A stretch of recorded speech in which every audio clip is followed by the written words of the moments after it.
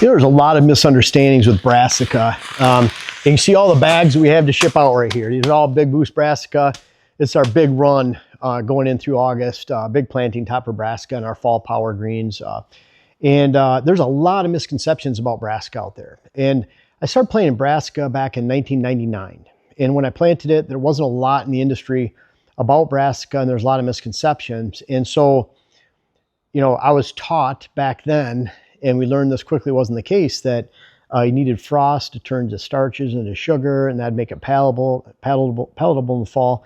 I'm throwing out Brassica in June with clover. I was mixing clover with it back that time. You couldn't buy it that way in the hunting industry. No one talked about it. We mixed it because I wanted to have clover in that spot in the end, and I wanted Brassica as that annual that would provide some forage until the clover became established, almost like a nurse crop. I had a really good soil extension agent that taught me a lot about nurse crop rotations, buckwheat, rye, soil building, all the way 25 years ago. And so I was taught that, you know, the Brassica wouldn't be eaten. So I'm planting this Brassica May, June as a cover crop. And by July, it got up to 8-10 inches high and it was mowed down to the dirt. No frost, nothing. And then I go to client properties in the mid 2000s and they have Brassica, rape, turnip, radish that's rotting in the spring that the deer didn't touch. Well, why? You know, they were in southern Michigan. They'd had snow, frost, freeze for months. And the deer aren't eating it. And then over here, we didn't have any frost and the deer eat it. Brassica is really great because it offers a lot of volume. It's really great because it's not overbrowsed typically in most areas. Northern settings without a complement of ag food around, without a complement of a lot of other food sources, maybe 20 acres of food plots. We had 8 acres of food plots on the one property in the UP of Michigan back 25 years ago. And they would eat it down to the dirt by October 1st, middle of October. We couldn't plant enough. And we would have all Brassica going into the season on 8 acres sometimes, 8.5 acres. And we'd put that as a cover crop to clover. We'd manage clover the following year. We'd try to rotate that. A lot of tillage involved. I didn't like doing that. We got away from that throughout the years. But what we found is if you don't have the complement of ag, even with small deer numbers, they're going to eat it down to the dirt because it's the only thing there. You get into big ag-rich areas, and I'll say southern Michigan, northern Ohio, northern Indiana, northern Illinois, portions of southern Wisconsin, just to name a few, where because it's flat, open, you have mostly ag, it's an ag-rich region, there's lots of food, there's lots of crops standing. Then you find if you have moderate deer numbers or low deer numbers, they might not touch the Brassica. It doesn't have anything to do with frost. The QDMA came out with a study, or they referenced a study from the last few years that finally came out, even though we knew it for 20 years, that, oh, by the way, Brassica doesn't change chemical composition. That's not what triggers deer to eat it and in that frost and freeze. You have to look at those variables of number of deer, percentage of ag, how much other quality forage is in the area, and how much habitat you have. In an area like this, we're in an ag-rich area, but there's so many hills and draws and hollows that you can't, ridge tops, you can't plant ag fields on, that the number of acres of woods and habitat go up. That's not quality food. Could be great forage, browse during the day, but it's not quality food like 630 acres out of 640 acres per section of ag land down in northern Ohio. In an ag-rich region like that, there's tons of food everywhere. Because it's a little bit further south, that food lasts longer. It's not covered up by as much snow. So you might have a Brassica field that sits off to the side, but it doesn't have anything to do with frost. I want to kind of dispel that. Number two, what really determines sometimes in some of these areas, and we could use this area right here as an example, if I have a standalone Brassica field off to the side over here, and this happened in southwest Wisconsin, we learned this in 2004, went over the heart of our property, a really important area that we hunted, we had just all Brassica in our one big 2.5 acre field. It was a very long field, stretched for 450 yards. Just snaked through the ridgetop in between CRP. We had a lot of stands that complemented that all the way around, going into the woods, points, hollows, morning stands, afternoon stands, water holes. And it destroyed the hunting there because the deer typically don't eat Brassica in the early season. They didn't establish fall pattern in that location of the property. And so for that, they didn't hit that Brassica until the end of December and January. That's too late. We need it in the heart of the season. So we learned really quickly in the mid-2000s that we would put a early to mid-season crop here and a mid to late season crop here. That's our fall power greens. I've been working on those mixes for 25 years, where we're always looking for what can we plant that's highly attractive in the early season to mid-season, and then the brassica is right next to it. So we have a field that's planted literally 50-50, one right beside the other, not mixed, but right beside each other.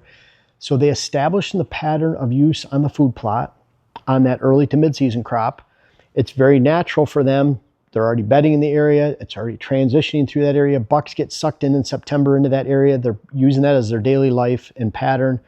Very natural for them to step over to the brassica when the time is right. Really unnatural for them to go 300 yards over there to a standalone brassica planting, and you expect them to change their fall range and go from here all the way over to there and move. They're not going to do that. They've already patterned over here. Why are they going to change their patterns over there? Maybe they will in December if it's only food around. Late December, January, by then it's too late. All the stands that are over there that you relied on, water holes, bedding areas are devoid, especially of the mature bucks that seek out the best food, because they didn't establish a fall pattern there, which is why on all our food plots, our big food plots, we like the same planting, the same diversity. So you have to make sure that you have that early to mid-season crop side by side with the brassica. Now the brassica, we want to have a diverse blend. For example, our brassicas here, we have about 6 different seeds. We want some forage turnip, forage rape. We want some globe and purple top turnip, so you have that hard base. We want some radish, some tillage radish to give back to the soil. So we want a variety. Tillage radish are eaten first in the season. The forage rapes and forage turnips are typically eaten in the middle. And then the big bulbs like the purple top and the green globe, they're eaten late. So if you just have a bulb mix, well, now you're planting a mix, it's only slanted towards December. Again, I want that to be more heart of the season. Mid-November, I want early to mid, mid to late. Mid to late is that brassica crop. I don't want late, I want mid to late. I want it to cover more weeks of the season than just hoping that deer are around at the end of the season. I want it to be a complement to that food source. So in the brassica blend, you can have too much radish. You can have too many turnips. You can have too much forage. You want a blend of early, mid, and late. Very, very important. So you want that diversity even within your brassica mix. Now, brassica can be a great cover crop, and this is going back to that 99, trying to establish clover, be a great cover crop for clover. What I've learned over the 25 years, 27 years now, is that when you have too many bulbs in the mix, traditionally you might have 20-25% bulb out of a bag of brassica, that takes up space going into the following year. So if you're planting brassica with a clover base, you expect that clover to come in the following spring, the following summer, then those bulbs take up a reasonable portion of space within that food plot. Everywhere there's a bulb in the spring rotting out, there's no clover growing. But what does grow there in July? Weeds. So weeds end up taking over that area. Now you're inviting fewer portions of clover in your plot because they're not growing where those bulbs were, but you invite a bunch of weeds in their place in those locations. So we learned long ago, when you're mixing the two, not in our traditional Big Boost brassica, but when we have our Big Boost 365 blends that we're actually putting in clover, our perennial mix, then we want to take out that bulb mix, chop it down to 10% from 25. And then also the amount of forage and leaf you have on that canopy. We want full canopy with our Big Boost brassica. We don't want full canopy when we're trying to establish clover. Clover is shade tolerant, not shade proof. So we want that to be open. We want that brassica to open up on top, allow sunlight to get down in the clover. So we do that by cutting the percentage of brassica down. We make that up with annual clover, so you still get green. The annual clover doesn't compete with the regular clover, or the clover you're trying to establish, the perennial clover. So when you're doing that, we're engineering the brassica a little bit different, adding that to the perennial base. And we're trying to go for that full volume annual. And then we are rotating those every year. It is good. They deplete the soil. We put Big Boost. We call it Big Boost because we have a percentage of radish in there that gives back to the soil. So we're trying to always flip those back and forth to conserve the quality of our soil in each food plot. And we have that mix. And you know, that's brassica in a nutshell. You know, brassica can be very important. If you're in an area where they're not hitting it, make sure that you've tried to put that early to mid-season blend right next to it. Clover in some areas can be an early to mid-season blend. They'll eat that clover up to the middle of the season. You have brassica right next to it.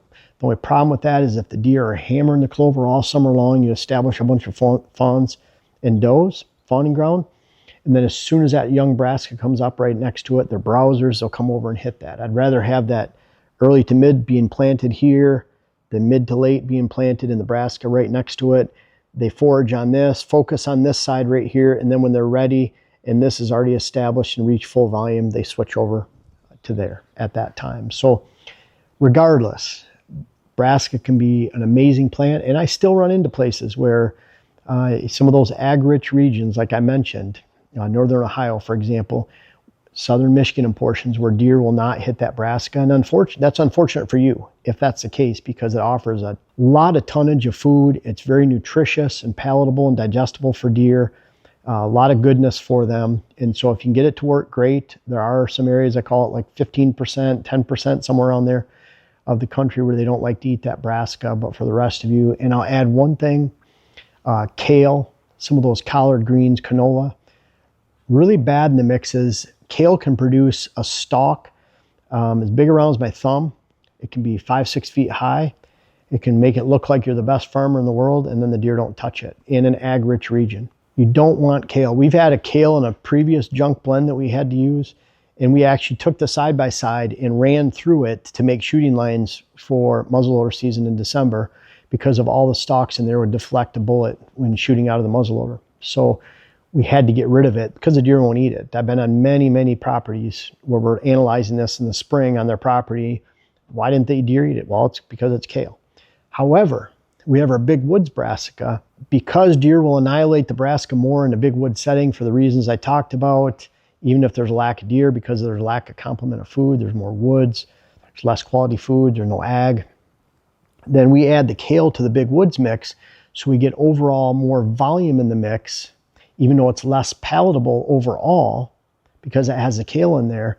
The kale is an important ingredient for that big wood setting, because if you have a chance of establishing Brassica, it's going to be with kale and the rest of the mix I talked about. We even slant that to a little bit towards the more unpalatable later winter bulbs too within the mix. And so we change that mix up a little bit to make it less attractable with more volume in a wooded setting, so you have a chance of establishing Brassica in those locations. So hope that makes sense with some of the Brassica.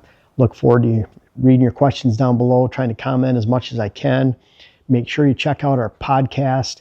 The phone number is in the description. I want you to call with questions, leave them on a voicemail. Some of those voicemails will even contact you, see if you want to be on air with us on that podcast when we film at that time, and ask your question and participate in the discussion right while we're shooting our podcast, or we'll at least just play your voicemail question. Jen and Jesse are the ones that pick those out. It's off the cuff for me. I have no idea what's coming, but that's the basis of our podcast going forward. Hope you guys like that. But at bottom line, whether it's Brassicas or chemicals, deer, buck management, buck movement, hunting bucks, and my favorite, buck strategies, hunting strategies during the fall. I'm happy to help and answer your questions, and look forward to hearing from you soon.